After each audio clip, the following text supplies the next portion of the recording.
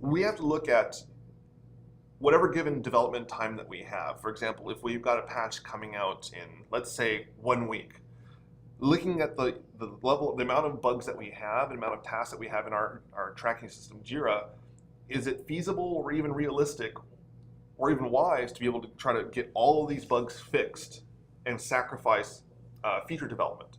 So, for example, do we want to take, maybe Dan or Calyx or Matt off of a feature to get them to fix bugs?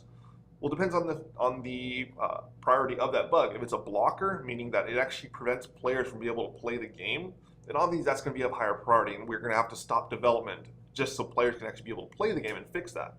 But if it's something that's, whether it's low priority or even if it's a high priority bug, but ultimately we're going to fix it eventually, we're going to focus on more feature development, because that's going to iteratively develop the game even further, and it could get to the point where we may end up pushing that bug so far down the road that eventually whatever redesign that we do fixes it anyway. So when we revisit that bug, we go back, oh, it's not happening anymore because we fixed it, 3 months ago. No, and that is a great example. It's something I was just talking with Paul about today.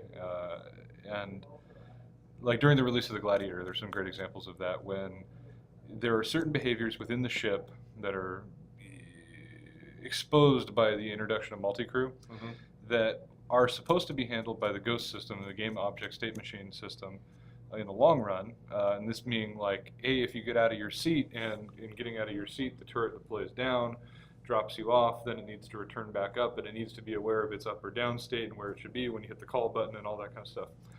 Same thing applies to the Constellation. You see all kinds of bugs with the Constellation with it, whether or not it's deployed, whether or not the back of the Avengers deployed, Cutlass deployed, all this stuff. So all of these kinds of issues are handled by Ghost. That's Ghost's job, game object state machine. But we get into a situation sometimes where, like on the Gladiator, some of these will actually break the functionality of the ship. If, for example, you get out of the ship and then the other guy gets out and then you get back in before he does, this doesn't reset, you can't get back in the chair. Okay, well, we got to fix that because that actually blocks your ability to do the thing that is critical to this patch. But there are other funny issues, like where if you use something or multiple things within a short duration of time before the other actions have completed, it'll just queue and do all those actions, even if they should be mutually exclusive. So like, you can close a door while deploying a stairwell through the door, or something stupid like that. That stuff, whatever, it'll get fixed by Ghost in the long run. Right, and visually it Sure, it looks weird, but it's kind of funny too, and it doesn't impact the actual game experience.